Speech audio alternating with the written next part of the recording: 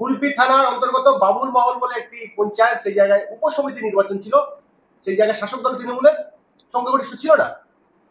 তৃণমূল এই আপনার আইএসএফ এবং সিপিএম এবং অন্যান্যকে নিয়ে তারা সেই উপসমিতিটা গঠন করবে বলে তারা এক জায়গায় বসে আলোচনা সারছিল। রাত 12টা থেকে 1টা নাগাদ তৃণমূলের দুষ্কৃতীরা 1 থেকে 150 মানুষ গিয়ে তাদেরকে বাড়িপত্র ভাঙচুর করে, টাকা পয়সা লুট করে, বাইক ভাঙচুর করে একজন মহিলা সদস্য এবং তার বাচ্চাকে তুলে নিয়ে চলে যায়। কি বলবো? এটা উত্তরপ্রদেশ হলে কি হতো, যে এইরকম খবর হতো, মুসলিম মহিলাকে বিজেপি কিডন্যাপ করেছে ভোট গঠনের জন্য, এই খবরটা হতো। আর আমাদের পাড়ার এলাকায় কিছু মলি সাহেব, কিছু ভাতাজীবী, কিছু কি আছে বুদ্ধিজীবীতে এখন গালি হয়ে গেছে, তারা এটাকে নিয়ে বিশাল খবর করতো। আর আমাদের রাজ্যে এখানে মুখ্যমন্ত্রী মহিলা, সেই রাজ্যে একজন মহিলাকে কিডন্যাপ করে সারা রাত প্রায় 24 ঘন্টা তাকে রেখে দিয়েছে, তার কোলে একটা শিশু বাচ্চা, সে মার খেয়েছে, বাচ্চাটাও মারের হাত থেকে রেহাই পায়নি। মানে আমাদের পশ্চিমবাংলার কথা বলছি, পশ্চিমবাংলার এই সমস্ত মুসলমান মানুষজন যারা বলে বিজেপির হাত থেকে বাঁচতে গেলে তৃণমূলকে ভোট দাও, তারা কি করছে? মুখে কথা বলেনি কেন? তারা চুপচাপ আছে কেন?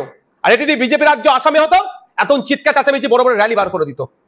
আমাদের রাজ্যে প্রতিনিয়ত মুসলমানদের উপর অত্যাচার চলছে তৃণমূলের দ্বারাই। উত্তরপ্রদেশে যেভাবে মুসলমানদের উপর অত্যাচার চলছে বিজেপির দ্বারাই, উত্তরাখণ্ডে যেভাবে মুসলমানদের উপর অত্যাচার চলছে বিজেপির দ্বারাই, অসমে যেভাবে মুসলমানদের উপর অত্যাচার চলছে বিজেপির দ্বারাই, আমাদের রাজ্য পশ্চিমবাংলা তো মুসলমানদের উপর অত্যাচার করছে এই তৃণমূলের দ্বারাই। কিন্তু আমাদের রাজ্যের গুলো খবর হচ্ছে না, উত্তরপ্রদেশের গুলো আলোচনা হচ্ছে, উত্তরাখণ্ডের গুলো আলোচনা হচ্ছে, অসমের গুলো আলোচনা হচ্ছে, আমাদের রাজ্যের গুলো আমরা আলোচনা করতে ভুলে যাচ্ছি। আমাদের ভাবতে হবে।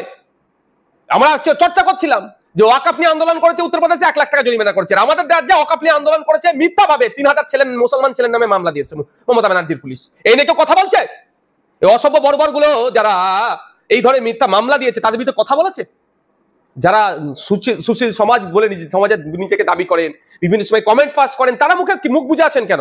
একটা মুসলিম মহিলাকে তুলে নিয়ে গিয়ে 24 ঘন্টার অধিক তাদেরকে আটকে রেখেছে, মারধর, তার বাচ্চা শিশুটাকে রেহাই দিল না। এটা উত্তরপ্রদেশ হলে কি করতেন আপনারা? এখন চিৎকার চাচামেচি করতেন। আমাদের এটা রাজ্য। তবে এই যে উপসমিতি যে বোর্ড গঠন করেছে সেটাও অবৈধ পন্থা, তার সামনেও আমরা আলোচনা চলছে, আমরা মামলার দিকে যাবো।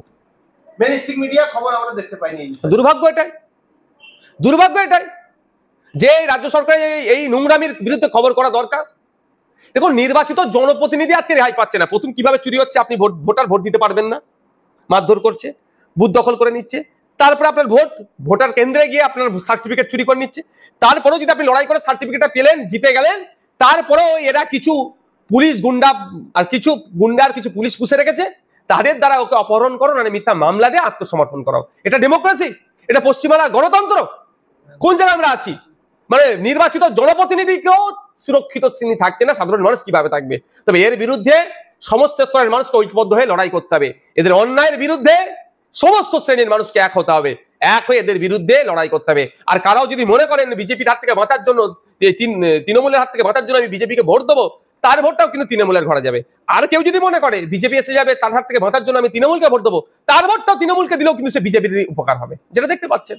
শুভেন্দু অধিকারী রাত দিন মুসলিম বিদ্বেষী কথা বলে যাচ্ছেন, সাম্প্রদায়িক সম্প্রীতি বিঘ্ন ঘটবে এমন কথা বলে যাচ্ছে, তার বিরুদ্ধে ব্যবস্থা গ্রহণ করেছে কেন করছে না? এতে বোঝাই যাচ্ছে যে তৃণমূল বিজেপি আলাদা নয়।